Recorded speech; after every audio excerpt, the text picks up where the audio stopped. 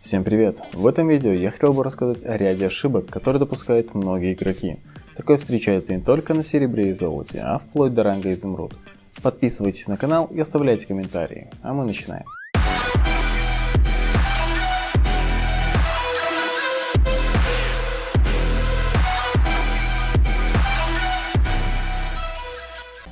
Перед тем как начать, хочу сказать, я искренне надеюсь, что посмотрев это видео, ты сможешь переосмыслить свои действия в игре и станешь меньше ошибаться. Что ж, одна из самых сочных ошибок в игре на этих рангах – это тотемы. Большинство игроков просто забывают и забивают на тотемы уже после 5-й минуты игры.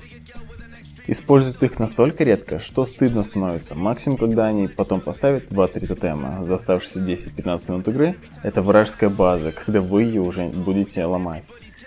На второго барона, так как первого вы уже слили, или во время драки, воткнув его случайно себе под ноги. Я сам за собой такой замечал. Просто вспомните и представьте, сколько игр можно было бы перевернуть и выиграть, если бы вы банально видели передвижение врага. Подумайте над этим. Затем волшебная лупа. Тот самый красный сканер, которым редко почему-то пользуются. В 7 из 10 игр его почти не увидишь, а ведь его можно и нужно взять игроку поддержки в начале игры, чтобы он сразу же снял вражеский тотем и ограничил врага в вижене. А если против вас играет Джин или Тима, то это то, что нужно иметь как минимум 2 игрокам в команде, чтобы снять их ловушки и не дать своим союзникам умереть. Вторая ошибка игроков – это забивать на сбор ресурсов, игнорировать драконов, Геральда. Вместо этого заниматься погоней за киллами и бессмысленной беготней по карте. А ведь можно было бы и нужно фармить, чтобы наращивать преимущество твоей команды. И твое в частности. Ведь за пачку крипов ты получишь столько же, если не больше золота, нежели за возможное убийство героя, не потратив на это так много ресурсов и сил, и при этом сделав это намного проще и безопаснее.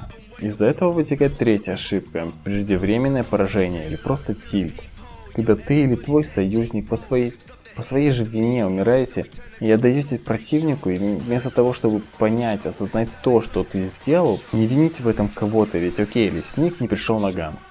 Но ты мог не заходить так сильно вперед, обратив внимание на карту и заметив, что 3 врагов нет на ней, поставить в кусты или на реку тотем, подождать крипов у вышки, сходить в это время на базу. Нет, ты идешь с одной баллистой бить башню противника, или не имея ни капли вижена и инфы, идешь чекать вражеский лес, и как вывод фидишь, а после жмешь кнопку сдаться. Следите за своим настроением и не делайте глупые вещи. Ганги. Это относится к лесникам, саппортам и в какой-то степени к мидерам. Не стоит привязываться к одной линии или лесу очень сильно. Стоять там АФК минут 10 и думать, почему тиммейты фидят. Подойдите и помогите, если есть такая возможность, опять же, не ущерб себе. Ведь, например, вашему оффлейнеру может быть трудно переиграть агрессию врага, или же мидер банально нуждается в поддержке. Жадность. Не надо отключать мозг, если ты видишь врага с ХП, и бежать под вышку, добивать его. Ведь вначале он воскреснет спустя пару-тройку секунд и вернется, а ты или умрешь вслед за ним, либо тоже придется уйти на базу и терять при этом фарм.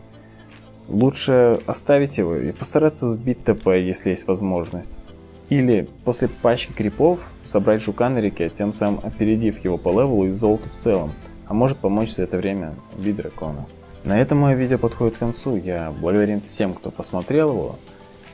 Хочу напомнить, что мне было бы очень приятно, если вы подписались на канал и оставили комментарии. С вами был Антанкер. Не забывайте, что в конце февраля будет розыгрыш. И всем пока.